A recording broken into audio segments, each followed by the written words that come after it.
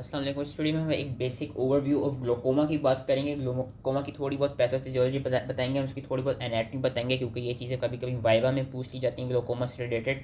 And वैसे इन पे कभी कभी एमसीक्यू हो जाते हैं, तो पता होनी चाहिए ग्लोकोमा की। एक तो जो डेफिनेशन पता होनी चाहिए उसका, क्या कहते हैं, हर हाल में डेफिनेशन जो याद रखनी है कि it is a progressive optic neuropathy with characteristic visual field effect, that is the definition of glaucoma. And the raised intraocular pressure is one of the major risk factor for glaucoma.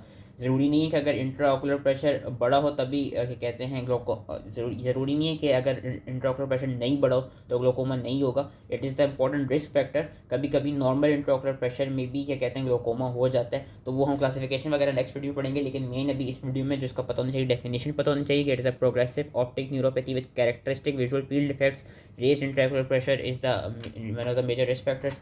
और what factors depend upon formation of glaucoma, एक तो ciliary body, anterior chamber angle and your aqueous humour के dynamics के। इन तीनों में कहीं पे भी कोई पैथोलॉजी होगी, कोई भी मसला आएगा तो यूजली ग्लोकोमा होता है। अब सिलियरी बॉडी का ये पता होना चाहिए कि जो सिलियरी बॉडी होती है, ciliary body is composed of pars plicata and pars plana. Pars plicata are basically making और anterior one third of the ciliary body. और इस पार्स प्लिकाटा के अंदर क्या होते हैं, इस पार्स प्लिकाटा के अंदर हमारे सिलियरी प्रोसेसेस होते हैं, 70 to 80 radially oriented finger like ciliary processes होते हैं which are projected into the posterior chamber. और मेन काम सिलियरी प्रोसेस का क्या है, सिलियरी प्रोसेस का काम है कि it secretes aqueous humour.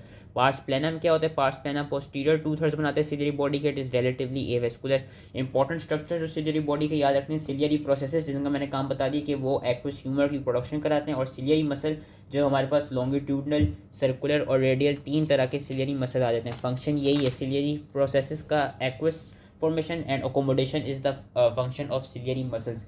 Anterior chamber angle की बात करें तो एंटीरियर चैम्बर एंगल में याद रखना है कि anterior chamber angle consist of Schwalbe's line, trabecular meshwork, Schlemm canal and scleral spur. ये चार चीज़ें हमारी एंटीरियर चैम्बर का एंगल बनाती हैं, इनका पता होना चाहिए। आई डाउट कि इसकी ज़्यादा डिटेल पूछे, मेन ये चीज़ पता होनी चाहिए कि Schwalbe's line, trabecular meshwork, Schlemm canal and scleral spur they make up your anterior chamber का angle.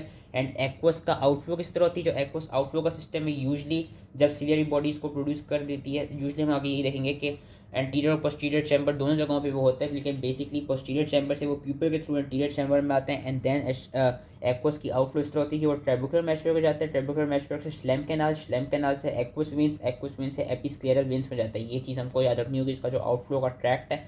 Trabecular meshwork is made up of three parts. Trabecular meshwork उन्होंने दिखाई दी कि trabecular meshwork is a sieve like structure through which aqueous humour leaves the eye. Sieve like structure है, छन्नी की तरह का है, छन्नी की तरह का हम देख भी सकते हैं कि जो इनर पार्ट होता है that is known as uveal meshwork, जो मिडिल पार्ट है that is known as corneoscleral meshwork, then दो आउटर पार्ट है that is made up of juxta canalicular, या that is named juxta canalicular meshwork. यहाँ से जाता है स्लैम कैनाल में, और स्लैम कैनाल से फिर इधर से जाता है ये आपका एक्वस उसमें वेन में, और एक्वस वेन से एपिस्क्लेरल वेन्स में जाता है। एक्वस ह्यूमर की डायनामिक्स की बात करें, एक्वस ह्यूमर का हमें पता होना चाहिए कि it is a clear fluid which is present in both posterior and anterior chamber of the I. Refractive index 1.3 होती है, वॉल्यूम इसकी अराउंड 0.3 मिलीलीटर होती है, rate of secretion is 2 to 2.5 microlitre पर मिनट।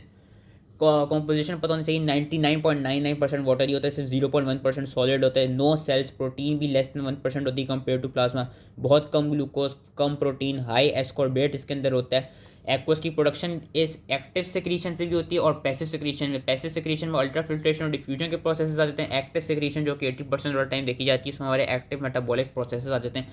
ड्रेनेज किस तरह होती है वो मैंने बता दी कि it passes from the posterior chamber through the pupal into anterior chamber angle. Anterior chamber angle भी इन्होंने दिखाया हुआ, एंटीरियर चैम्बर एंगल में आके ट्रेबिकुलर मेशवर्क, फिर ये जाता है स्लैम कैनाल, फिर एक्वस वेन, फिर एपिस्क्लेरल वेन। 80 to 90% ऑफ टाइम यही इसका आउटफ्लो का रूट होता है, ट्रेबिकुलर मेशवर्क रूट। लेकिन कभी कभार 10 to 20% ऑफ टाइम इसका यूवियोस्क्लेरल रूट होता है। यूवियोस्क्लेरल रूट का याद रखना है कि यूवियोस्क्लेरल रूट में बेसिकली ये सिलियरी बॉडी से सुप्राकोरॉइडल सरफेस एंड वहाँ से ये Venus circulation of ciliary body and choroid में चला जाता है। जो ट्रेबिकुलर मेशवर्क है वो मोस्ट इंपॉर्टेंट रूट है क्योंकि it is pressure independent, whereas uveoscleral route is pressure dependent.